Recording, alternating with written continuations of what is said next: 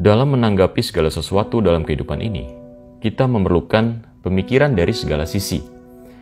Kita tidak bisa terlalu percaya pada apa yang gencar diberitakan di media mainstream. Karena seperti yang sudah-sudah, kita pasti tahu dan menyadari bahwa media mainstream mudah sekali untuk digunakan sebagai alat pengiringan opini secara massal. Sebelum melanjutkan, jangan lupa tekan tombol like untuk dapat membantu pertumbuhan channel ini. Dan juga tekan tombol subscribe serta bel notifikasi untuk selalu mendapat update video-video terbaru dari saya. Untuk memperoleh manfaat penuh dari video ini, Anda sangat dianjurkan untuk menonton video ini sampai selesai. Dari video ini saya akan membantu Anda semua untuk melihat fakta-fakta yang berkaitan dengan merebaknya wabah pandemik virus COVID-19. Tujuan dari video ini bukan untuk menyebar ketakutan, tetapi untuk menyadarkan kita agar tidak mudah tergiring informasi yang keliru. Berikut ini adalah beberapa fakta menarik yang perlu kita ketahui tentang pandemi global virus COVID-19. Coronavirus adalah jenis virus yang biasa menginfeksi hewan mamalia dan burung. Human coronavirus atau coronavirus pada manusia pertama kali ditemukan pada akhir tahun 1960. Pada manusia, jenis coronavirus pada umumnya menyerang saluran pernafasan. Berikut ini adalah merupakan beberapa jenis human coronavirus. Coronavirus 229A, Coronavirus OC43, Coronavirus NL63. Ketiga jenis coronavirus ini yang menyebabkan tubuh kita meriang atau panas dingin, atau sakit tenggorokan yang sangat umum terjadi. Tidak ada yang spesial dari jenis coronavirus ini. Kemudian jenis coronavirus yang lebih berbahaya adalah MERS, kemudian SARS, di mana pada derajat ringan, kedua penyakit ini dapat menyebabkan demam, batuk, nyeri tenggorokan, masalah pada pencernaan, hidung tersumbat, tubuh yang merasa sangat lemas, sakit kepala, dan nyeri otot. Jika semakin berat, gejala ketiganya dapat menyerupai pneumonia, yaitu demam, batuk parah, kesulitan bernafas, dan nafas yang cepat. Kemudian jenis virus yang terbaru adalah SARS-CoV-2 atau yang disebut sebagai COVID-19, di mana jenis coronavirus ini memiliki karakteristik yang sangat mirip dengan MERS dan SARS, hanya jauh lebih ringan. Dan juga COVID-19 jarang disertai keluhan seperti pilek dan keluhan pencernaan seperti buang air besar, mencret, mual, dan muntah. Sebagai pembanding saja, tingkat kematian dari SARS adalah 10% dan MERS adalah 37%. Sedangkan tingkat kematian COVID-19 sampai hari ini tingkat kematiannya hanya berkisar di angka 3,4%. Yang mana perlu kita ketahui, 99% dari korban meninggal ini memiliki setidaknya 1-3 penyakit bawaan. Jadi jika ditelaah, kasus kematian yang murni disebabkan oleh COVID-19 ini akan jauh lebih kecil, kemungkinan hanya di bawah 0,4%. Walaupun demikian, COVID-19 diklaim dapat menginfeksi lebih cepat dibanding SARS dan MERS.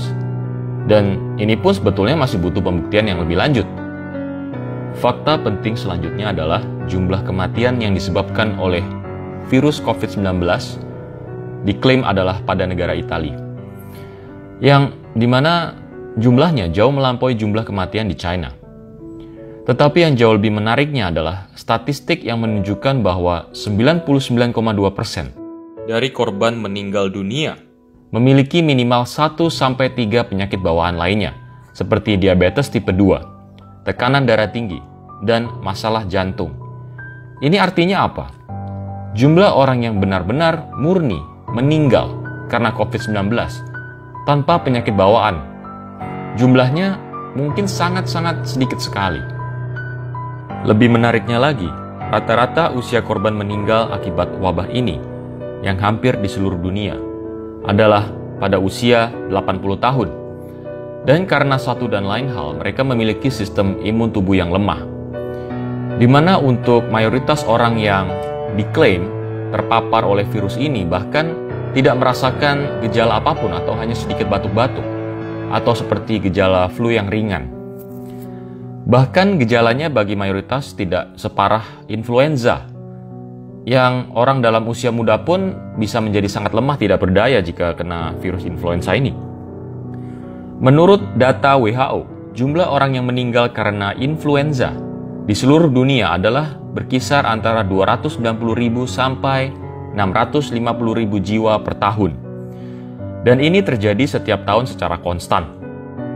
Serta adanya kemungkinan di mana angka aktualnya jauh lebih besar dari yang tercatat.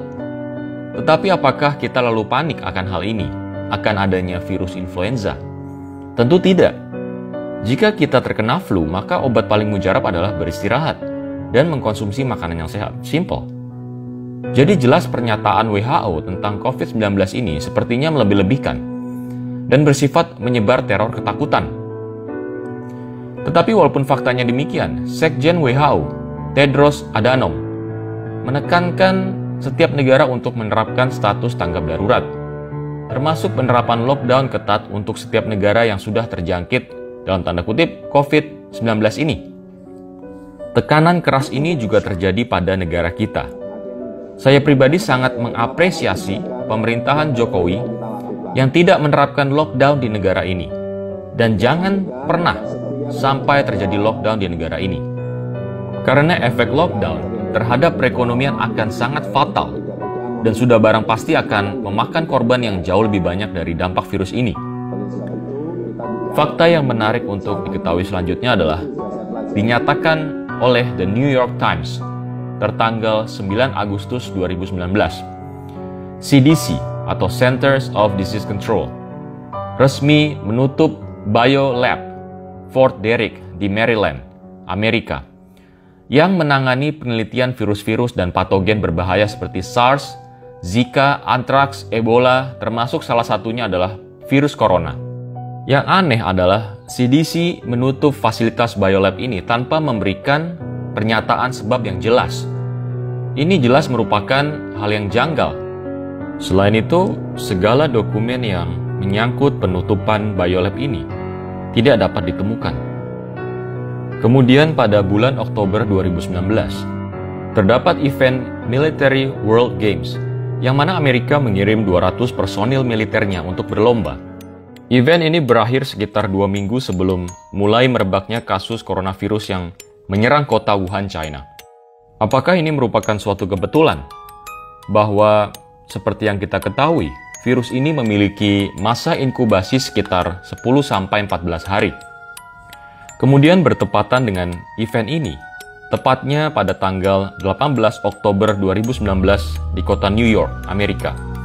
Berlangsung juga simulasi penanggulangan bencana wabah coronavirus yang disebut dengan Event 201.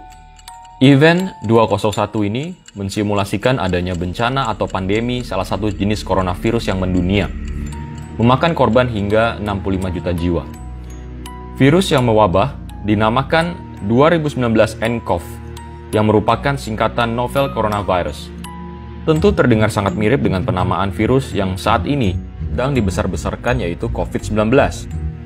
Tidak lama setelah itu juga, siaran Netflix, yang juga merupakan milik negara Amerika, merilis film dokumentari berjudul Pandemic pada tanggal 22 Januari 2020, di mana film dokumenter ini sudah mulai dibuat sejak tahun 2019.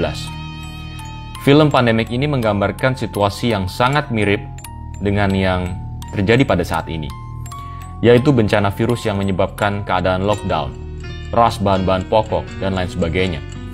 Sungguh hal yang penuh kejanggalan. Fakta selanjutnya adalah sampai saat ini masih sangat sulit menentukan jenis tes yang akurat untuk menentukan apakah seseorang terkena virus COVID-19.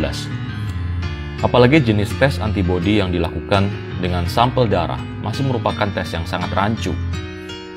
Banyak sekali permasalahan di balik tes kit ini yang tidak diberitakan di media massa. Tingkat akurasi yang tidak jelas menjadi permasalahan dari tes kit yang ada di saat ini. Ada jenis tes yang cukup akurat, yaitu RT-PCR, yang membutuhkan biaya yang tinggi dan membutuhkan waktu, bahkan bisa sampai berhari-hari atau bahkan berminggu-minggu. Dan hal ini tergantung situasi logistik di saat itu untuk bisa mengetahui hasilnya. Prosedurnya pun harus dilakukan dengan sangat teliti untuk mencapai akurasi yang optimal. Jadi hasil yang tercatat dan dipublikasikan oleh media massa besar kemungkinannya untuk memiliki akurasi yang sangat rendah dan sulit untuk bisa dipercaya kebenaran dari angka-angka tersebut. Hal ini juga cukup bagi kita untuk bisa mempertanyakan fakta yang meliputi seluruh status pandemi global dari virus COVID-19 ini. Apakah tujuan dari menyebarkan berita-berita tentang coronavirus setiap hari dan setiap saat? Tujuannya adalah menciptakan ketakutan. Karena ada istilah fear is the currency for control. Artinya ketakutan adalah mata uang untuk kontrol. Jadi dengan menciptakan ketakutan di tengah masyarakat, maka akan semakin mudah mengontrol masyarakat tersebut. Problem, reaksi, solusi. Tidak ada cara lebih baik untuk memanipulasi persepsi massa selain dengan mengaktifkan mekanisme manusia untuk bertahan hidup. Terbukti seperti yang terjadi di Amerika. Dengan menyebarkan ketakutan melalui virus corona ini, dengan mudah orang patuh untuk menjadi dalam tanda kutip tahanan rumah. Orang-orang ketakutan dan memborong kebutuhan pokok. Kita pun di negara ini juga pasti sudah merasakan efeknya. Kita sudah 1 minggu lebih ini selalu di rumah, dianjurkan oleh pemerintah untuk tidak keluar.